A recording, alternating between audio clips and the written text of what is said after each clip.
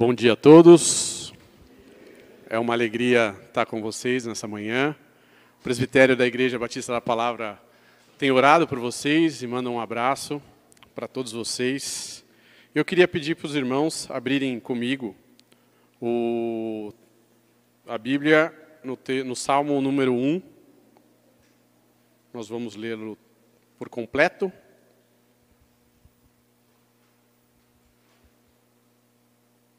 Salmo de número 1. Diz assim o texto: Bem-aventurado é aquele que não anda no conselho dos ímpios, não se detém no caminho dos pecadores, nem se assenta na roda dos escarnecedores. Pelo contrário, o seu prazer está na lei do Senhor, e na sua lei medita de dia e de noite.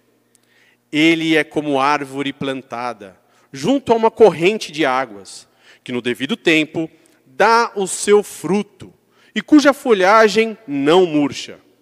E tudo o que ele faz será bem-sucedido. Os ímpios não são assim. São, porém, como a palha que o vento dispersa. Por isso os ímpios não prevalecerão no juízo, nem os pecadores na congregação dos justos. Pois o Senhor conhece o caminho dos justos, mas o caminho dos ímpios perecerá. Vamos orar? Deus, aqui está a sua palavra, Pai. Aqui está a sua igreja. Clamamos porque precisamos ser alimentados por ela.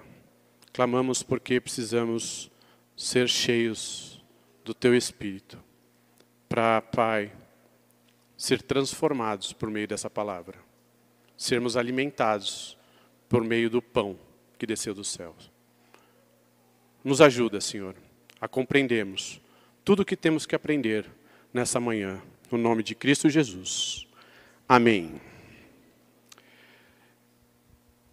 Dilema, meus irmãos. Esse texto é um texto sapiencial. Por mais que é um texto de louvor, os salmos são textos de louvores, mas esse texto, esse primeiro capítulo do salmo, é um texto sapiencial, é um texto de sabedoria. E ele vai trazer o dilema de todo crente. Todo cristão enfrenta dilemas na sua jornada peregrina. Estamos sempre diante de dilema, precisando escolher entre dois caminhos, tomar uma decisão das nossas vidas. Imagine que você está numa estação de trem, e nessa estação de trem, você tem dois trens a tomar ali, que têm destinos totalmente distintos. E você tem que escolher a porta certa, o portão certo, para não pegar o trem errado. Esse é o dilema do discipulado. Esse é o dilema de todo crente. Escolher qual porta deve entrar. Todo crente passa por esse problema. Todo crente enfrenta esses problemas. E quando olhamos para esse texto, quando olhamos para o Salmo 1, ele é exatamente uma porta. Ele é um portal de 150 louvores. Os salmos, a palavra salmos, ela vem de psalmos do latim, que deriva de mismor, do grego, que significa canção. Mas em hebraico, que é telim, significa louvores. São 150 louvores, e esse primeiro salmo é a porta de entrada, que vai apontar justamente como devemos adorar, como o crente adora ao seu Senhor, como entoamos cânticos a esse Senhor. Dentro dos salmos, nós vamos encontrar salmos de várias categorias, de adoração, de penitência, de tantas outras categorias. Mas ele justamente ensina a cada um de nós a como enxergar Deus e como adorar somente a esse Deus, principalmente por meio da palavra. Perceba que em todas as orações, principalmente nas igrejas reformadas, primeiro lemos a palavra para depois orarmos. Por quê? A palavra norteia as nossas orações. A palavra norteia o que pensamos. E assim, o Salmo 1, então, é essa porta de entrada que vai adentrar justamente a todos esses 150 salmos. E aí, eu já quero abrir um desafio para vocês lerem posteriormente os próximos 149 salmos. Certo? E essa porta de entrada, Calvino vai dizer que ela nos ensina o caminho das bem-aventuranças e nos avisa sobre a destruição certa dos pecadores. O que percebemos aqui é que nesse salmo há um contraste entre dois caminhos. Esses dois vagões, esses dois trens que estão em direção de destinos distintos. E esses caminhos falam do caminho do justo e o caminho do ímpio. Esse salmo pode ser dividido em 3 partes, que definem toda a jornada. Quem gosta de ler, crente gosta de ler, sim ou não? Quem gosta de ler, sabe que todo livro ele tem um início, um meio e o fim. Assim também, uma jornada tem início, meio e fim.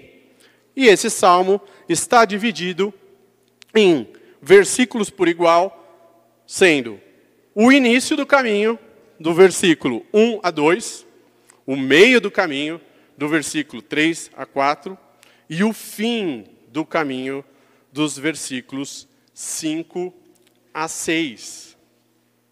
Então, vamos ao início do caminho, do nosso primeiro ponto, que diz assim: bem-aventurado é aquele que não anda no conselho dos ímpios, não se detém no caminho dos pecadores, nem se assenta nas rodas dos escarnecedores. O que a gente percebe aqui, que ele começa com uma bem-aventurança. Há um contraste, começando do positivo e mostrando 3 nãos, 3 negações. Então, positivo, certo? E negativo. E ele começa com a bem-aventurança.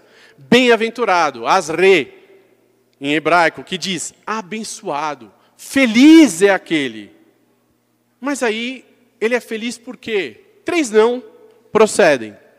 Não anda no conselho dos ímpios, não se detém no caminho dos pecadores e não se assenta na roda dos escarnecedores. Nesse primeiro ponto, vemos aqui que 3 verbos o crente não deve seguir. 3 verbos o justo não anda. O primeiro verbo, andar. O primeiro não é não andeis, não ande no conselho. E esse conselho é justamente aquilo que vai nortear, vai trazer a ideia do pensamento. Não andem com aqueles que ficam iludibriando, trazendo ideias que de fato vão desnortear o seu caminho, vão te levar a caminhos que você não deveria estar. E quem são esses? Os ímpios. E o ímpio também, na tradução, pode ser encontrado como perverso. E o que o perverso faz? O que o ímpio faz? Ele trama contra os outros. Ele traça objetivos próprios. Ele está pensando só em si próprio. Ele não pensa na comunidade. Ele é ganancioso. Ele oprime as pessoas. Ele está pensando só nos seus próprios prazeres, na sua própria vontade, nos seus próprios desejos. O segundo não, que é o segundo verbo, de resistir, deter, que vem a ideia também de estar em pé, ou seja, de ser cúmplice, de andar junto com pecadores, que participam de atitudes pecaminosas, que nós vamos ver nos evangelhos, que desses não herdarão o reino dos céus. Então ele é também uma exortação para a gente também, de não deter-se com eles, não estar em cumplicidade, em comunhão com esses. E o terceiro não se assenta. E a ideia de assentar, de se sentar com o ímpio ali, de se sentar com os pecadores, vai trazer a ideia de habitação. É quando o justo já está habitando, já está morando, já está fazendo morada, em vez de ele seguir um outro caminho. Já não está lá. Esse não é o caminho do justo. O ímpio, então, o caminho dos ímpios vai mostrar que esse se assenta com os pecadores, que são rixosos, que humilham, tumultuam o povo de Deus, tumultuam a cidade. E o que a gente percebe nesse contexto é que um grande número de pessoas más vão dominar meio que a cidade. Enquanto isso, há um só homem feliz, há um só justo, no singular, enquanto a pluralidade dos ímpios estão aqui, aparente. Temos um só justo, resistindo a tudo isso. E esse homem, o que ele é? Feliz é o homem, bem-aventurado é aquele que não anda nesses conselhos. E aí, no versículo 2, diz: pelo contrário, o seu prazer está na lei do Senhor, e na sua lei medita de dia e de noite. Por que esse homem é feliz? Qual é o prazer desse justo? É a palavra de Deus, é a lei do Senhor. É a lei que norteia a sua jornada, que mostra a direção, que ilumina o seu caminho. Lâmpadas para os meus pés é o quê? A palavra do Senhor. Traz a ideia do Salmo 119, aonde que, naquela época, não havia luz na noite. E eles precisavam de lâmpadas, luminárias, para iluminar a sua jornada, iluminar a sua caminhada. A palavra ilumina, norteia o caminho do crente. E essa é a alegria dos justos, porque ele tem a palavra de Deus. E que lei é essa? Que palavra é essa? A lei no hebraico significa Torá. Mais resumidamente, vai trazer a ideia dos 5 primeiros livros da Bíblia, que são, acredito que todo mundo sabe aqui, né? Gênesis, Êxodo, Levítico, Número e Deuteronômio. Muito bem. Esses 5 primeiros livros são escritos por Moisés. E são os livros que vão definir justamente, principalmente para os hebreus, vão definir a palavra de Deus. Entretanto, para nós, os reformadores, nós temos já o Novo Testamento. Nós temos já a Bíblia com seus 66 livros, certo? E para nós, a nossa Torá, a nossa lei, é os 66 livros canonizados. É sobre essa única regra de fé e prática que seguimos. Entretanto, para esse contexto do Salmo 1, eles olham para a Torá e veem na Torá 187 capítulos. E esses 187 capítulos têm uma estrutura de divisão por igual, de 2 partes.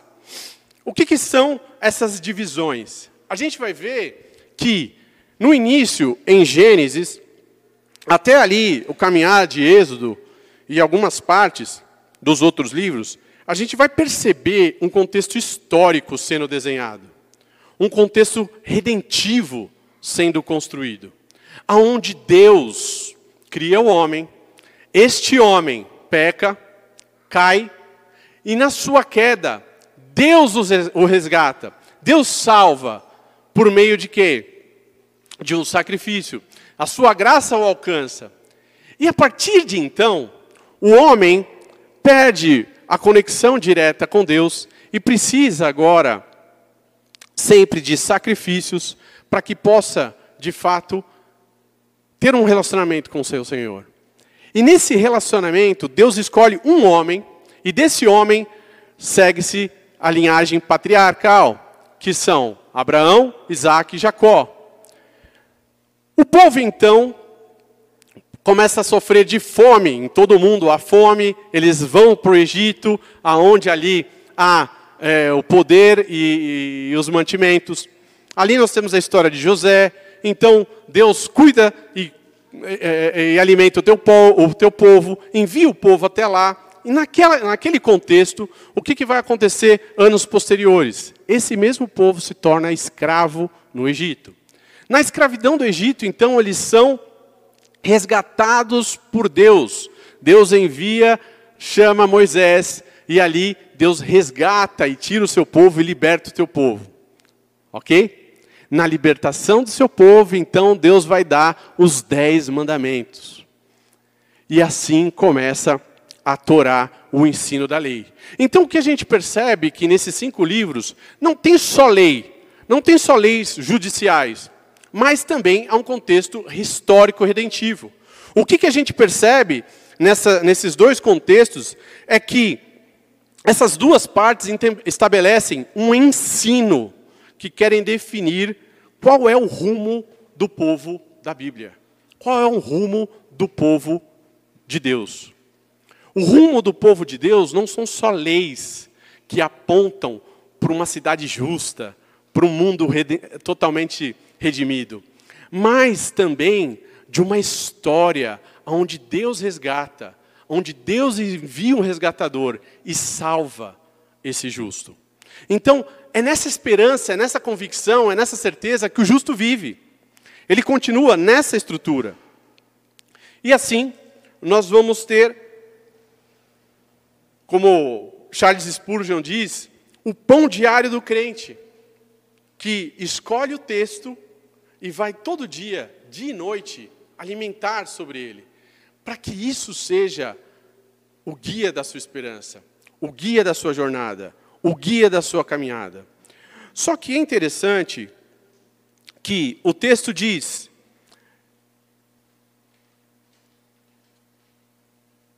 na parte B,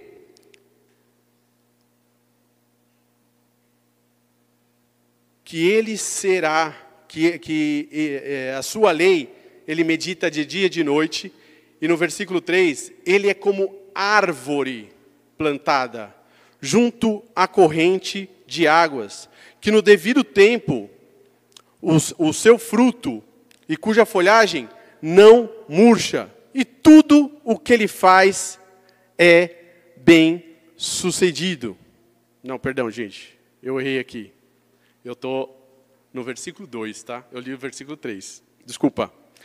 Pelo contrário, seu prazer está na lei do Senhor, e na sua lei medita de dia e de noite. Agora sim, meditar. Quando olhamos para o texto, ele vai trazer a ideia de meditação. E um outro ponto que a gente não pode perder aqui de vista é o meditar, é o olhar, é o murmurar. Mas como assim, murmurar? Então significa que o justo murmura? Sim, meus irmãos. Nesse contexto, o justo também murmura. Mas diferente do ímpio, que os ímpios, eles murmuram maldade, murmuram falsidade, murmuram violência, murmuram mentiras. O justo murmura a palavra de Deus. O justo caminha, anda a sua jornada, lembrando dos textos, tomando o texto dia e noite, fazendo aquilo ser o seu modo de vida, o seu modo de caminhar, o seu modo de agir, o seu modo de pensar. Por isso, feliz é aqueles que andam conforme essa palavra. Feliz é aqueles que andam na convicção dessas verdades. Então, agora sim, temos o segundo ponto. O meio do caminho, os versículos 3 a 4. E nesse segundo ponto, a gente tem 2 imagens. A árvore e a palha. No meio do caminho, a gente vê como é a diferença das consequências do justo e do ímpio. Da vida do justo e dos ímpios. E diz assim, no versículo 3. Agora sim, ele é como árvore plantada, junto a uma corrente de águas, que no devido tempo dá o seu fruto, e cuja folhagem não murcha, e tudo o que ele faz é bem sucedido. O que a gente vê aqui, primeiramente, é que ele é como uma árvore. Uma árvore pressupõe que ela tem raiz. Ela está cheia de vida. Só que ela não é uma árvore qualquer, ela é uma árvore plantada. Ela não nasceu ali do nada. Ela literalmente pressupõe a ideia que ela foi retirada de algum lugar, ela foi retirada da sua impiedade, ela foi resgatada ali e ela é colocada numa terra, numa nova terra, num novo lugar. Traz a ideia de João 15, aonde nós, que éramos depravados, perdidos, fomos resgatados por Deus, enxertados na videira. Aonde não éramos povos, não éramos povo de Deus, e de repente fomos enxertados, fomos colocados no Israel de Deus, no povo do Senhor. Mas aí, em seguida, ele vai falar que ela é plantada junto a uma corrente de águas, ou seja, ela é cheia de vida. Traz aqui a ideia da regeneração, da ação do Espírito Santo que nos ilumina, nos alimenta, nos dá vida, nos dá vigor, e pressupõe que essa árvore não terá fim. Pelo contrário, ela será preservada e mantida e alimentada para todo sempre. E essa árvore, ela dá fruto. Ela dá bons frutos, como temos ali em Gálatas 5. E ela também tem uma folhagem que não murcha. E isso aqui pressupõe a ideia que é que o fruto vem para nos alimentar e a folhagem, ela continua cobrindo, nos protegendo. Então vem a ideia de proteção. Mas também fala do bem-sucedido. Tudo que ela faz, ela vai ser bem-sucedida. Mas quando olhamos para o bem-sucedido aqui, da prosperidade, não é uma prosperidade simplesmente financeira, de riquezas, mas é a prosperidade no ponto futuro, no seu destino certo, na promessa redentiva, na promessa de que você vai chegar no seu grande destino, naquilo que Deus te prometeu. Você vai encontrar a esperança, a verdadeira esperança que o crente tem todos os dias, que a nossa palavra nos dá e nos norteia. O povo de Israel, nessa época, eles estavam acostumados e familiarizados com esse contexto. Agora, vem o lado do ímpio. O versículo 4 vai dizer: os ímpios não são assim. São, porém, como a palha que o vento dispersa. Esse contraste entre árvore e palha, o que a gente vai perceber? A árvore tem raiz, a palha já não. A palha já está seca. A palha, o vento literalmente dispersa, lança fora. Não tem um futuro. Não vemos aqui a provisão de Deus e o cuidado sobre a palha. Pelo contrário, diferente da árvore que é cuidada, é protegida, gera frutos, as obras da carne, elas são para esse tempo. Mas haverá um dia que essas obras serão dispersas. Essas obras não terão mais domínio e poder. Por mais que o ímpio olhe para o mundo de hoje e ache que as suas obras, as suas ações, é o que regem a história, a palavra de Deus, ela é fiel e firme em dizer que nada disso tem domínio e poder. Nada disso permanecerá. Mas qual é o fim de tudo isso? Qual é o fim do ímpio e do justo? Qual é o caminho, de fato, o ponto final, esse ponto futuro, que mostra esses dois destinos? Vamos então para o nosso último e terceiro ponto, que vai dizer, nos versículos 5 e 6, por isso, os ímpios não prevalecerão no juízo, nem os pecadores na congregação dos justos. Os ímpios não prevalecerão, não se levantarão. Lembra a ideia dos assentar? Literalmente, eles vão continuar sentados. Eles vão continuar sentados aonde? no juízo, na questão do juízo, eles não vão ter o poder de entrar na congregação dos justos. Eles não vão ter autoridade para entrar na congregação dos justos, porque eles serão julgados. E como o vento dispersa, serão levados. Não estarão junto com a congregação, com o povo de Deus. E é interessante que até então, os ímpios são colocados na pluralidade. A gente vê os ímpios, parece que eles estão andando em comunidade. E o justo na sua jornada, na sua caminhada, parece que ele anda sozinho. Parece que porque ele escolheu o caminho justo, porque ele escolheu o caminho da palavra, parece que a sua família, os seus amigos, os seus irmãos, as pessoas meio que abandonaram ele, deixaram ele sozinho. Ele enfrenta uma vida de luta. Ele está lutando todo dia para permanecer fiel a essa palavra. Em contrapartida, os ímpios andam em multidão, mas agora a sua condenação vem.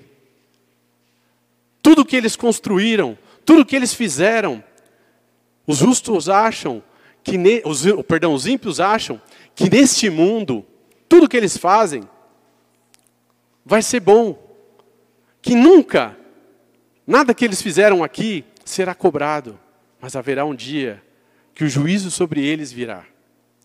Entretanto, o que a gente vê de contraponto é que no versículo 6, o Senhor, pois o Senhor conhece o caminho dos justos, mas o caminho dos ímpios perecerá. É interessante que o salmista vai nos mostrar que o Senhor conhece. E a palavra conhecer aqui vem de ode, relação íntima.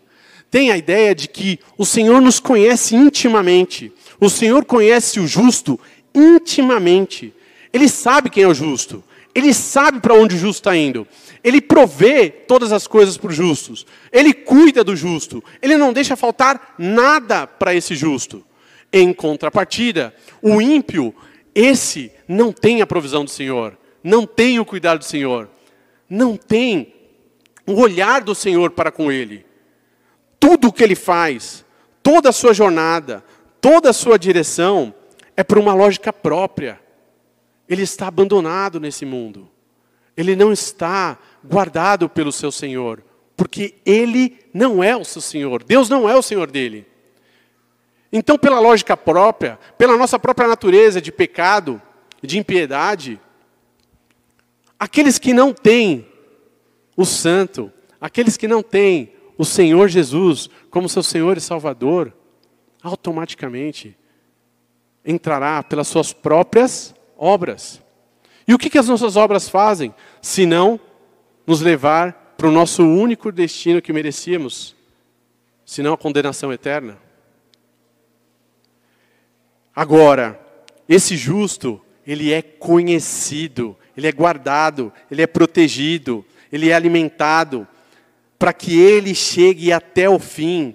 E ele não só chega até o fim, mas agora que ele chegou até o fim e seguiu a caminhada sozinho, encontre uma congregação, encontre um povo, encontre uma família. Agora ele não está mais sozinho. Agora ele está com o seu povo. Um povo que Deus deu para ele. Um povo que Deus prometeu a ele. Já os ímpios, esses perecerão. Esse é o fim do malfeitor. Esse é o fim do ímpio.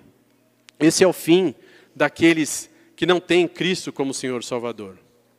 Agora, quando a gente olha para todo esse texto, quando a gente olha para toda essa explanação do Salmo 1, e é interessante que quando olhamos para o Salmo 1, parece que ele é completado no Salmo 2, que é justamente os dois salmos que abrem a abertura desses louvores, desses outros 148 louvores a Deus e adoração.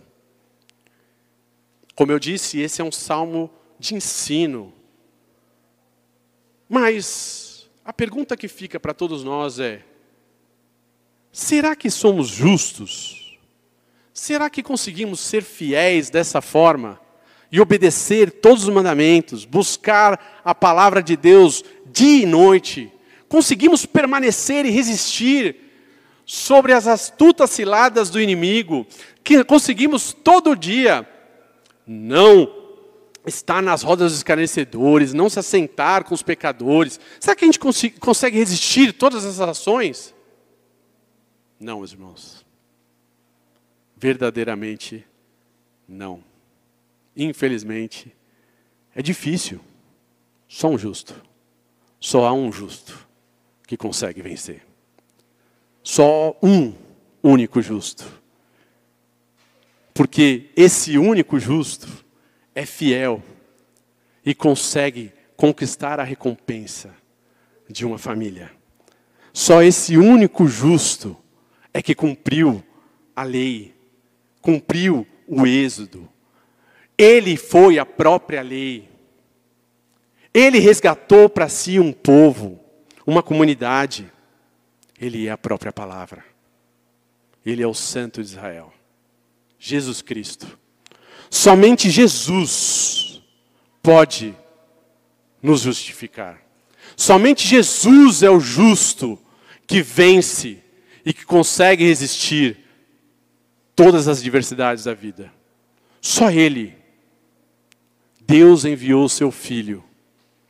Deus enviou o seu Filho ao mundo para que todo aquele que nele crê não pereça, não morra, mas encontre vida, vida eterna. Aqui é um contraste entre vida e morte. Aqui é um contraste entre justificação e impiedade. Aqueles que vivem pela sua própria obra, aqueles que andam num vagão, que é o destino das suas vontades e felicidades, e não escolhem o verdadeiro vagão que leva para a vida eterna, esses serão destruídos. Mas para escolhermos esse vagão, para vivermos e andarmos nessa jornada com destino de vida eterna, isso pressupõe o nosso verdadeiro dilema: entrar pela porta. Jesus está diante de nós e temos uma porta para entrar. Todos nós temos uma porta. A palavra de Deus diz em Mateus 7, entrem pela porta estreita, porque larga é a porta, espaçoso é o caminho que conduz para a perdição. E são muitos os que entram por ela. Estreita é a porta e apertado é o caminho que conduz para a vida. São poucos os que entram por ela, que encontram ela. Jesus é a porta. João 10 diz: eu sou a porta. Se alguém entrar por mim, será salvo. Encontrará saída e achará pastagem. O ladrão vem somente para roubar, matar e destruir. Eu vim para que vocês tenham vida e tenham em abundância. Jesus é a porta. É a única porta que nos leva ao nosso verdadeiro e bom destino. É a única porta que nos leva para as bodas do Cordeiro, aonde lá não sofreremos mais a angústia dessa vida, as dores dessa vida, os prantos dessa vida. Pelo contrário, é a única porta que faz e nos dá vigor para que a gente possa ser sustentado pela palavra e alimentado por ela e ser totalmente saciado nela. Encontrarmos na palavra vida, vigor, alegria, prazer. Jesus é o motivo do nosso prazer. E Ele não é só o motivo. Ele é o modelo. Ele vem ao mundo e se faz como modelo. Ele serve o mundo. Ele nos serve. Deixa o seu próprio exemplo para servir, amar a sua igreja, amar a sua noiva, amar o seu povo, participar de um rebanho, participar de um corpo. Já não temos mais a condição de que estaremos reunidos em um só povo na eternidade. Já experimentamos o já e o ainda não na noiva, na igreja de Cristo. Cada igreja local representa a noiva de Deus reunida, a noiva do seu Senhor. Temos um povo a caminhar. E com esse povo, por meio da palavra, somos alimentados dia e noite, para que possamos seguir essa jornada e não esmorecermos. Talvez você esteja aqui pela primeira vez, ouvindo tudo isso e falando assim, eu não sou justo. Eu não tenho uma vida justa. As minhas práticas são exatamente a do ímpio. Como eu posso fazer? Como eu posso mudar isso? Se arrependa, meu irmão. Jesus está diante de você, com a porta aberta. Escolha adentrar nele. Escolha viver por ele. Talvez você esteja aqui e já seja um crente. E dizendo, mas a minha vida ainda continua uma vida de impiedade. O que eu posso dizer para você, também se arrependa, meu irmão. Cristo Jesus é a porta que restaura todas as coisas. Ele morreu por você. E Ele pode te lavar e te perdoar de todos os seus pecados. Basta você confessá-los diante do seu Senhor. Ele é a única razão das nossas vidas, da nossa alegria. Queria pedir para os irmãos abrirem no Salmo 2, que diz assim, no versículo 12, beijem o filho, para que não se irrite e não pereça no caminho, porque em breve se acenderá a sua ira. Bem-aventurado todos os que nele se refugiam. O Salmo 2 termina como começa o primeiro. Bem-aventuranças. Assim como começa o Sermão do Monte, em bem-aventuranças. Mas o Sermão do Monte, como eu disse aqui em Mateus 7, termina com a exortação de 2 caminhos, 2 dilemas. Precisamos decidir por esse caminho. E esse caminho, o Pai nos dá a direção. Beijem o Filho, para que não se irrite e não pereçam no caminho. Jesus é o nosso único caminho e sustento para que a gente tenha, de fato, a garantia de chegar no fim prometido, no ponto futuro de esperança e redenção eterna. Amém? Vamos orar? Senhor Deus, te louvamos, Pai. Somos gratos pela Tua santa palavra. Somos gratos, Pai, porque ela nos ilumina. Arranca de nós toda a nossa escuridão. Tira-nos das nossas trevas e nos leva para a sua maravilhosa luz. Obrigado, Senhor, porque o Senhor nos deu o pão. O pão que desceu do céu, o Teu Filho, o Verbo encarnado, que nos ilumina para que possamos ter vida. Estávamos mortos por causa dos nossos pecados, mas em Cristo Jesus encontramos vida e abundância. Pai, que essas verdades estejam sobre nós, que o Teu Santo Espírito nos ilumine, que os nossos olhos estejam sempre direcionados a Ele, para que constantemente em nossa jornada, em nossa caminhada, não venhamos a nos perder, mas que possamos, Pai, ó Senhor, ser satisfeitos pela verdade da salvação, da redenção encontrada em Cristo Jesus. Ele nos salvou, Ele é a nossa salvação, e é para Ele que estamos indo, juntos, como corpo, como igreja, direto às bodas do nosso Senhor e Salvador Jesus Cristo, Senhor. Nos ajuda, Senhor, nessa caminhada, pois sem Ti, sem a Tua obra, sem o Teu Espírito, nada disso pode acontecer. Obrigado, Senhor, por tudo que o Senhor tem feito por nós. Obrigado, Senhor, pela Tua noiva, mas obrigado, Senhor, pelo Teu Cristo. Assim oramos no nome de Cristo Jesus. Amém. Glória a Deus. Deus abençoe.